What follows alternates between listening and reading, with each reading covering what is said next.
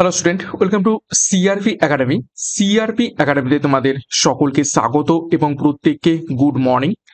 আমরা মর্নিং মন্ত্র জিকে সিরিজের মাধ্যমে প্রত্যেকদিন সকাল 7টা থেকে 40টি করে বাছাই করা হুবহু কমনযোগ্য প্রশ্ন, সাথে এক্সট্রা নোটসের মাধ্যমে জিকে প্র্যাকটিস সেট করছি। আপকামিং পুলিশ পরীক্ষা, ডাব্লিউবিপিএসসি, এসএসসি, রেলওয়ে সমস্ত পরীক্ষার জন্য এই সমস্ত প্র্যাকটিস সেট খুবই খুবই ইম্পর্টেন্ট। এবং আজকে আমরা 48 নম্বর প্র্যাকটিস সেট করব। তো শুরু থেকে শেষ পর্যন্ত দেখবে এবং সিআরপি একাডেমিতে নতুন হয়ে থাকলে চ্যানেলটিকে সাবস্ক্রাইব করে পাশের বেল আইকনটা প্রেস করে রাখবে, সাথে টেলিগ্রামে যুক্ত হয়ে যাবে। তো দেখো, আজকে ক্লাসের প্রথম প্রশ্ন কারেন্ট অ্যাফেয়ার্স এর উপর থেকে 1 নম্বর প্রশ্ন, জাতীয় সন্ত্রাস বিরোধী দিবস কবে পালন করা হয়? প্রত্যেকটা প্রশ্ন চলাকালীন চেষ্টা করবে নিজেরাই সঠিক উত্তরগুলো কমেন্ট বক্সে কমেন্ট করার, এবং আমার উত্তরের সাথে মেলাতে থাকবে তোমাদের উত্তরগুলো মিলছে কি, প্র্যাকটিসটা হবে। জাতীয় সন্ত্রাস বিরোধী দিবস কবে পালন করা হয়? সঠিক উত্তর হবে অপশন সি, 21শে মে। 2 নম্বর প্রশ্ন দেখো, 2025 ইটালিয়ান ওপেন টাইটেল নিচের কোন টেনিস প্লেয়ার জিতেছেন?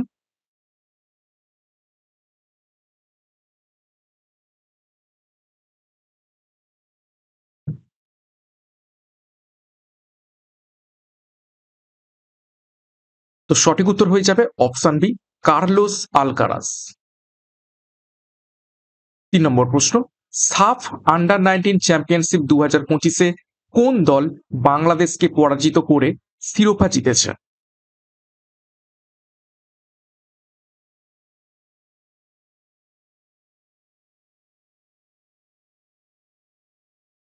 সঠিক উত্তর কি হবে? সঠিক উত্তর হবে আমাদের দেশ, অপশন বি, ভারত। 4 নম্বর প্রশ্ন, ভারতের 68তম গ্র্যান্ড মাস্টার কে হয়েছেন?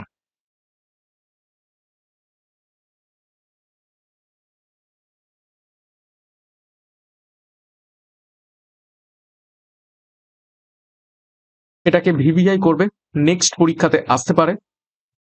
ভারতের 68তম গ্র্যান্ড মাস্টার কে হয়েছেন? সঠিক উত্তর হবে অপশন ডি, LR শ্রীহরি।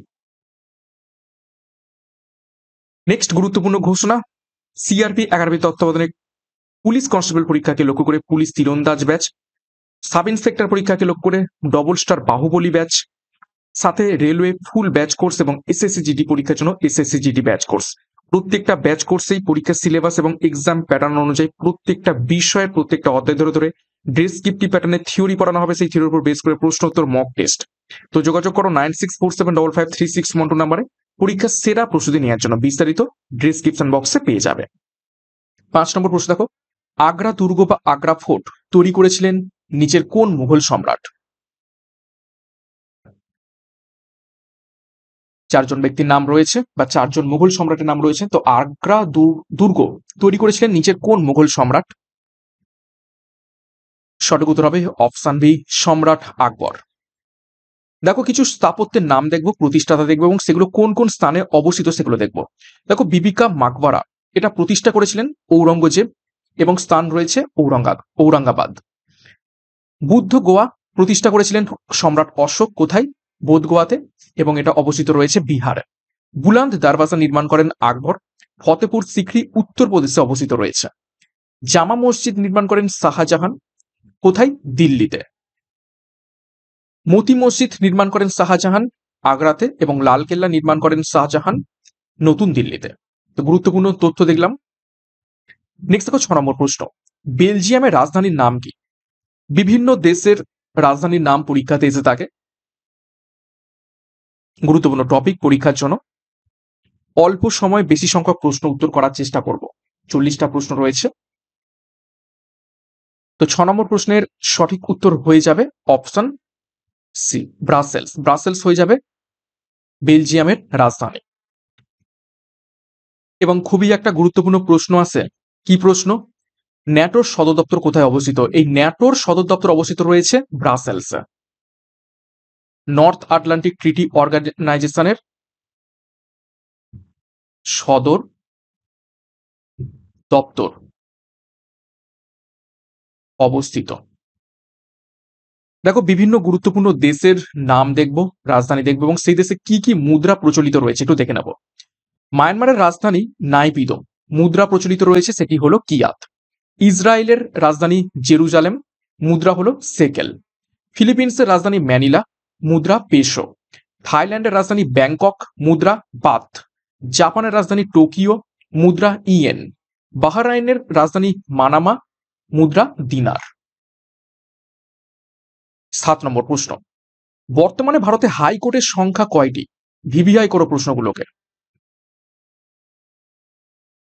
বর্তমানে ভারতে কতগুলি হাইকোর্ট রয়েছে?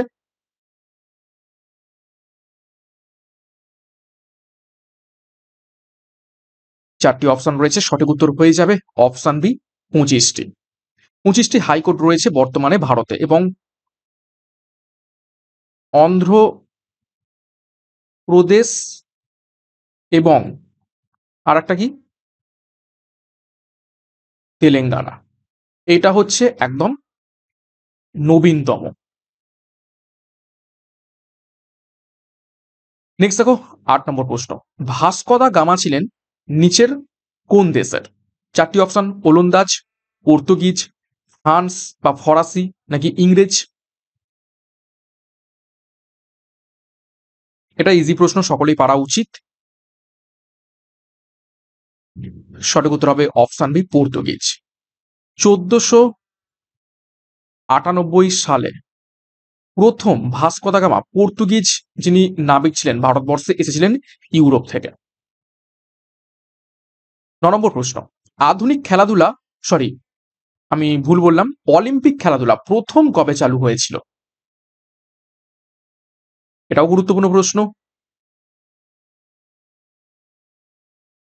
অলিম্পিক গেমস প্রথম কবে চালু হয়েছিল? সঠিক উত্তর হবে অপশন বি 776 খ্রিস্ট পূর্বাব্দে।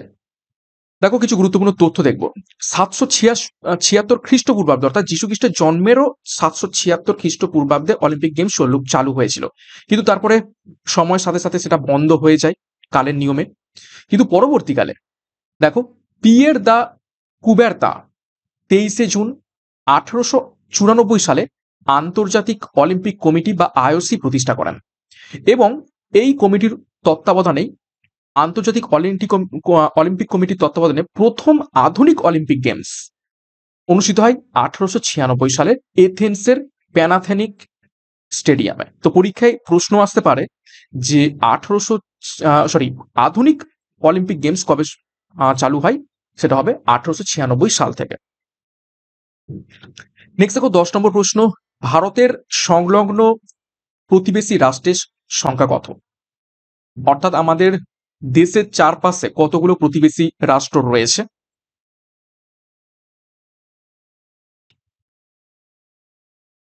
গুরুত্বপূর্ণ প্রশ্ন।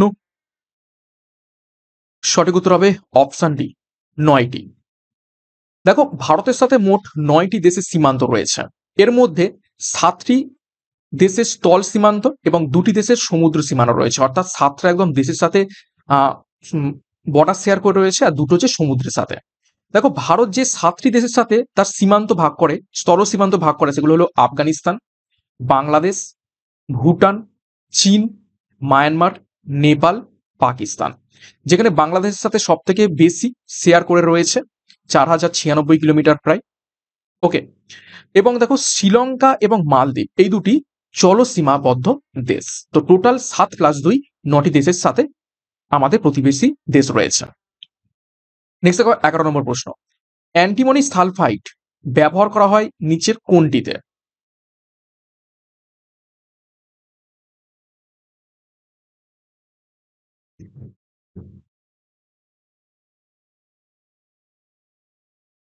তো সঠিক উত্তর হয়ে যাবে অপশন বি দেশলাই কাঠিতে। 12 নম্বর প্রশ্ন, ব্যাকটেরিয়ার আবিষ্কার কে?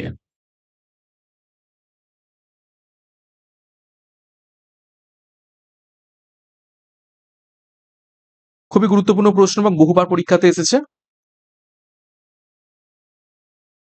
সঠিক উত্তর হবে অপশন ডি লুয়েন হক হয়ে যাবে ব্যাকটেরিয়ার আবিষ্কারক। দেখো কিছু গুরুত্বপূর্ণ আবিষ্কার এবং আবিষ্কারকের নাম দেখে নেব।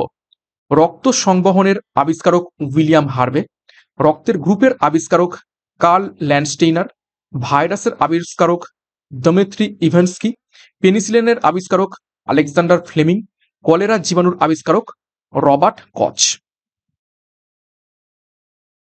13 নম্বর প্রশ্ন, দুধে ফ্যাটের পরিমাণ কমে যায় নিচের কোন সময়?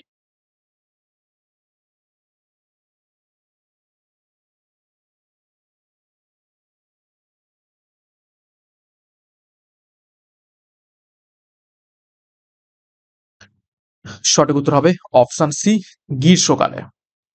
14 নম্বর প্রশ্ন, রাতের আকাশে কোন গ্রহকে সবচেয়ে উজ্জ্বল দেখায়?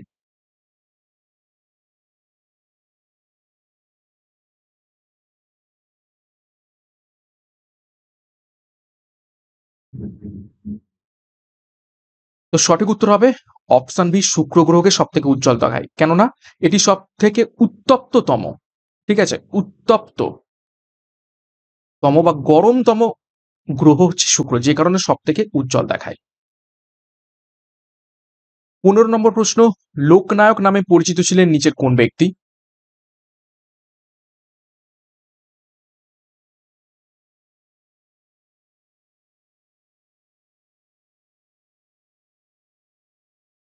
সঠিক উত্তর হবে অপশন বি, জয়প্রকাশ নারায়ণ। দেখো, ঐতিহাসিক কিছু গুরুত্বপূর্ণ ব্যক্তির নাম দেখবো, তাদের ডাকনাম বা উপনাম আমরা একটু দেখে নেব। বিপিন চন্দ্র পালের ডাকনাম ছিল বাংলার বার্ক। যতীন্দ্রনাথ মুখার্জির ডাকনাম বা উপনাম বাঘা যতীন। মুজিবুর রহমানের ডাকনাম বা উপনাম বঙ্গবন্ধু। গৌতম বুদ্ধের ডাকনাম বা উপনাম এশিয়ার আলো। লতা মঙ্গেশকরের ডাকনাম এশিয়ার নাইটিঙ্গেল। শকুন্তলা দেবীর ডাকনাম বা উপনাম হিউম্যান কম্পিউটার। নানা ফড়নবিসের ডাকনাম বা উপনাম দক্ষিণের চাণক্য। 16 নম্বর প্রশ্ন, কোন শব্দ জোটটি সঠিক নয়?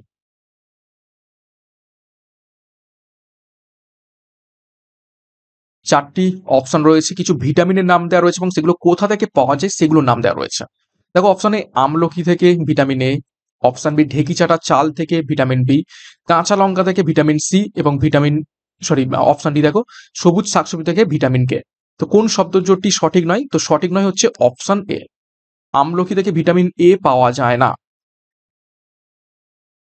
ঠিক আছে, আমলকি থেকে কি পাওয়া যায়? ভিটামিন সি পাওয়া যায়। আর ভিটামিন এ পাওয়া যায় কোথা থেকে? ভিটামিন এ পাওয়া যায় গাজর। ঠিক আছে। 17 নম্বর প্রশ্ন, নাসিক শহরটি কোন নদীর তীরে অবস্থিত রয়েছে?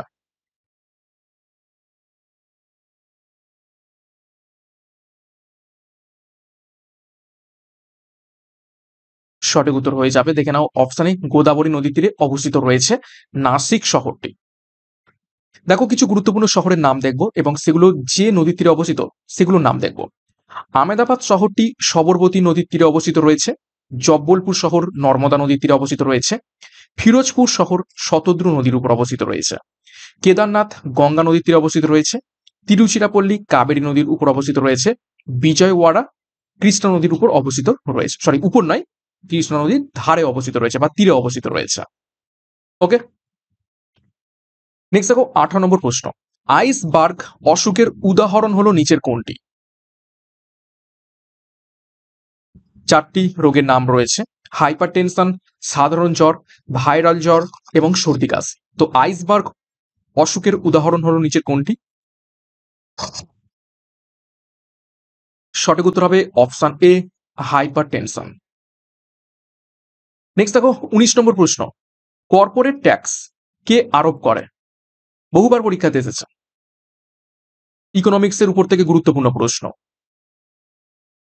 নিচের কোন সংস্থা, কেন্দ্র সরকার নাকি রাজ্য সরকার নাকি স্থানীয় প্রশাসন, কর্পোরেট ট্যাক্স আরোপ করে?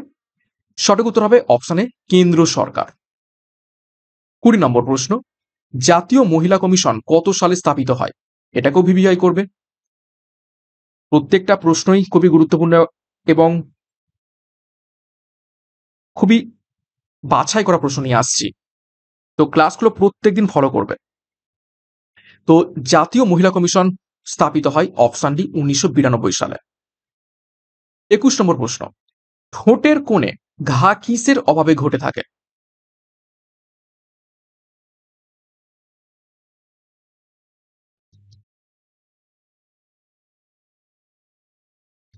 তো একটু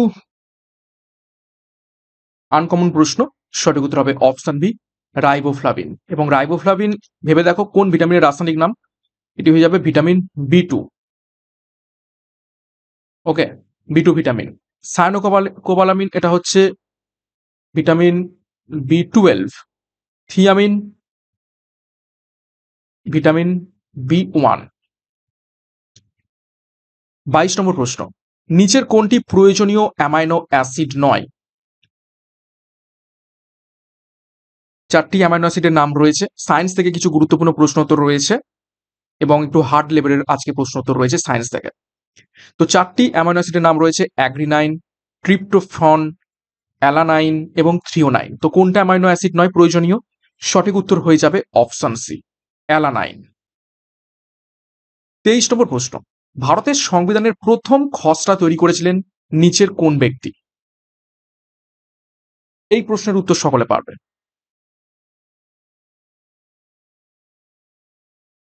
সঠিক উত্তর হবে অপশন বি, ডক্টর বি আর আম্বেদকর। তিনি ছিলেন খসড়া কমিটির চেয়ারম্যান।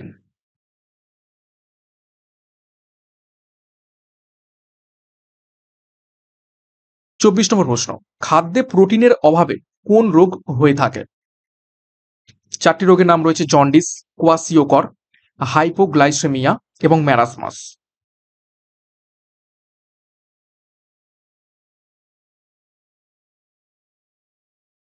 সঠিক উত্তর হবে অপশন বি, কোয়াসিওকর রোগ হয়ে থাকে কিসের অভাবে? প্রোটিনের অভাবে।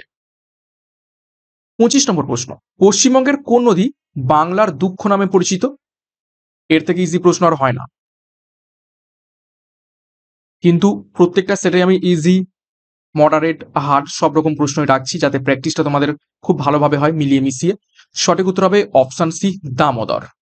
ঠিক আছে, এবং এখান থেকে মনে রাখবে কোশি, কোশি নদী, এটাকে বলা থাকে বিহারের দুঃখ।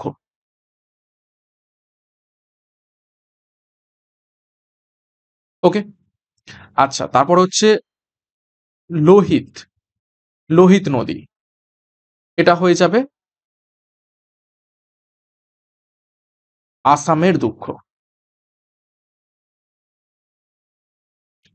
নেক্সট দেখো 26 নম্বর প্রশ্ন, ভারতের আর্থিক নীতি প্রণয়নে কোন সংস্থা সরাসরি যুক্ত?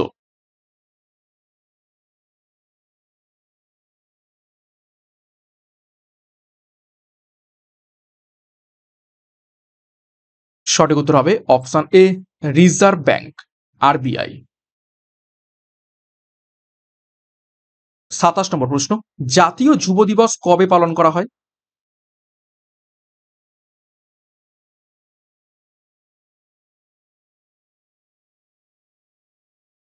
নিচের কোন দিনটিতে জাতীয় যুব দিবস পালন করা হয়ে থাকে? সঠিক উত্তর হবে অপশন এ, 12ই জানুয়ারি। এটা হবে স্বামী বিবেকানন্দের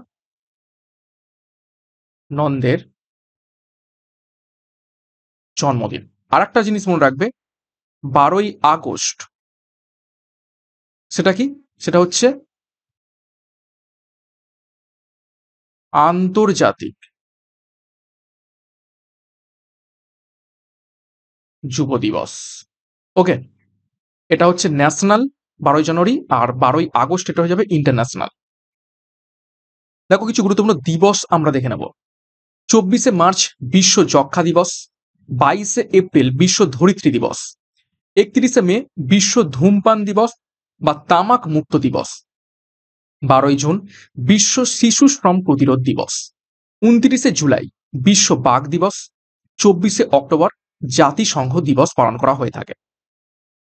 নেক্সট দেখো 28 নম্বর প্রশ্ন, পৃথিবীতে কোনটি সর্ববৃহৎ লবণাক্ত হ্রদ? গুরুত্বপূর্ণ প্রশ্ন। পৃথিবীতে কোনটি সর্ববৃহৎ লবণাক্ত হ্রদ?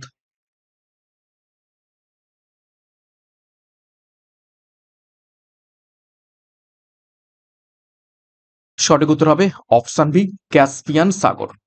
সুপিরিয়র এটি হচ্ছে পৃথিবীর বৃহত্তম স্বাদু জলের হ্রদ। চিল্কা এটা হবে ভারতের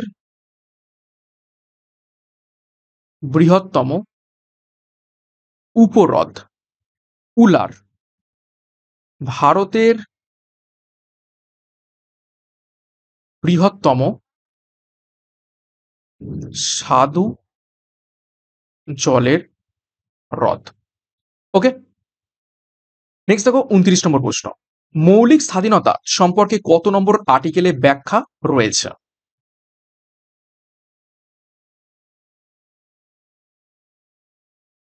নিচের কোন আর্টিকেলে মৌলিক স্বাধীনতা সম্পর্কে ব্যাখ্যা রয়েছে? সঠিক উত্তর হবে 19 নম্বর আর্টিকেলে। 30 নম্বর প্রশ্ন।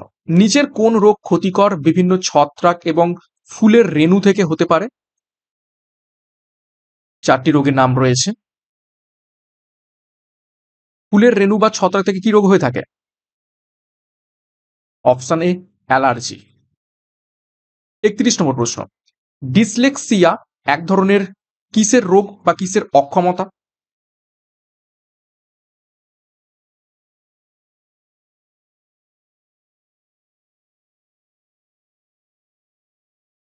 তো সঠিক উত্তর হবে অপশন বি, এটি এক ধরনের শিখন অক্ষমতা। 32 নম্বর প্রশ্ন। ভারতীয় সংবিধানের প্রস্তাবনাটি কতবার সংশোধিত করা হয়েছে? বহুবার করিয়েছি প্রশ্নটা, সঠিক উত্তর করে ফেলো।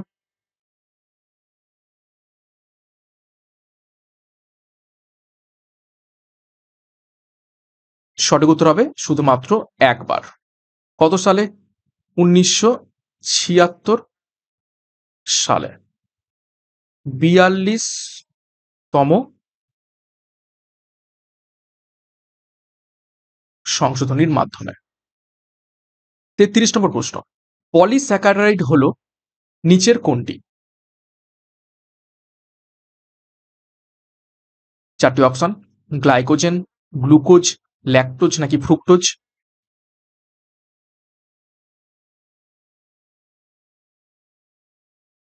সঠিক উত্তর হবে option A, glycogen. Polysaccharide actually glycogen. Next দেখো 34। সেলসিয়াস স্কেলের ডাক্তারি থার্মোমিটার কত ডিগ্রি থেকে কত ডিগ্রি পর্যন্ত থাকে? ভিভিআই করবে।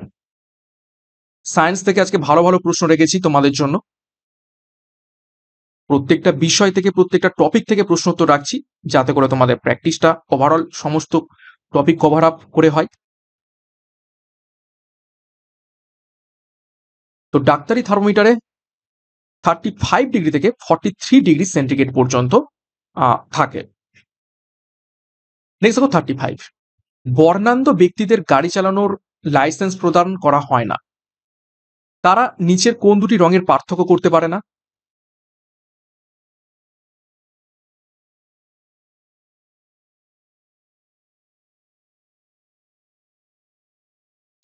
তো সঠিক উত্তর হবে অপশন সি, লাল এবং সবুজ।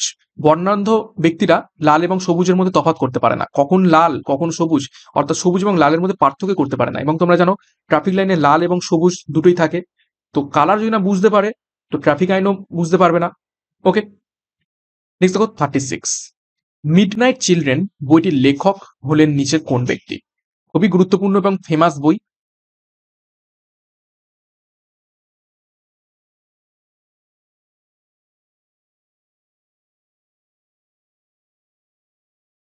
সঠিক উত্তর হবে অপশন সি, সালমান রুশদি। 37। কে গান্ধীজিকে প্রথম মহাত্মা বলে অভিভূত করেন?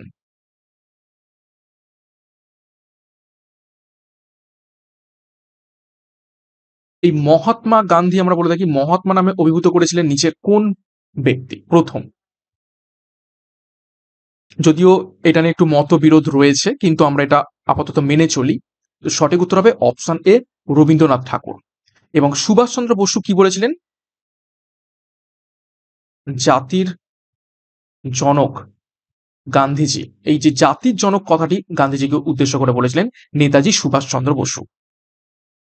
38, ভিটামিন K1 এর রাসায়নিক নাম কি? অ্যাকচুয়ালি ভিটামিন K1 নয়, কেই বলতে পারো, ঠিক আছে। ভিটামিন কে এর রাসায়নিক নাম কি?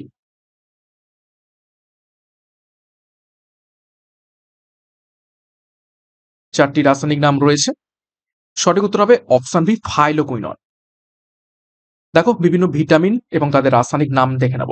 ভিটামিন এ রাসায়নিক নাম রেটিনল, ভিটামিন B1 এর রাসায়নিক নাম থায়ামিন বা থিয়ামিন, ভিটামিন B2 রাসায়নিক নাম রাইবোফ্লাভিন, ভিটামিন B3 রাসায়নিক নাম নিয়াসিন, ভিটামিন B5 এর রাসায়নিক নাম প্যান্টোথেনিক অ্যাসিড, ভিটামিন B6 এর রাসায়নিক নাম পাইরিডক্সিন, ভিটামিন B7 বা H এর রাসায়নিক নাম বায়োটিন। এছাড়া ভিটামিন B9 এর রাসায়নিক নাম ফলিক অ্যাসিড, ভিটামিন B12 এর রাসায়নিক নাম সায়ানোকোবালামিন, ভিটামিন সি রাসায়নিক নাম অ্যাসকর্বিক অ্যাসিড, ভিটামিন ডি রাসায়নিক নাম ক্যালসিফেরল, ভিটামিন ই রাসায়নিক নাম টোকোফেরল, ভিটামিন জি এর রাসায়নিক নাম নিয়াসিন, ভিটামিন কে রাসায়নিক নাম ফাইলোকুইনন বা ন্যাপথোকুইনন, আর ভিটামিন এম এর রাসায়নিক নাম ফলিক অ্যাসিড। দেখো ফলিক অ্যাসিড ভিটামিন এম বা ভিটামিন B9। আর একটা কি দেখলাম, নিয়াসিন। নিয়াসিন আর একটা আমরা পেয়েছি এখানে, দেখো ভিটামিন B3। তো ভিটামিন B3 অপর নাম বলতে পারো ভিটামিন জি। নেক্সট দেখো 39, আধুনিক রাষ্ট্রবিজ্ঞানের জনক কাকে বলা হয়ে থাকে?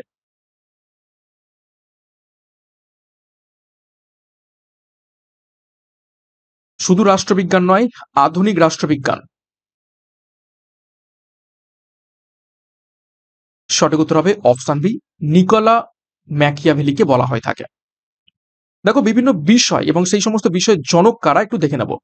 গণিত বা অঙ্কের জনক আর্কিমিডিস, পাটিগণিতের জনক ব্রহ্মগুপ্ত, বীজগণিতের জনক আল খোয়াজিম, জ্যামিতির জনক ইউক্লিড, পরিমিতির জনক লিওনার্দ ডিক্স এবং ত্রিকোণমিতির জনক হিপ্পারকস।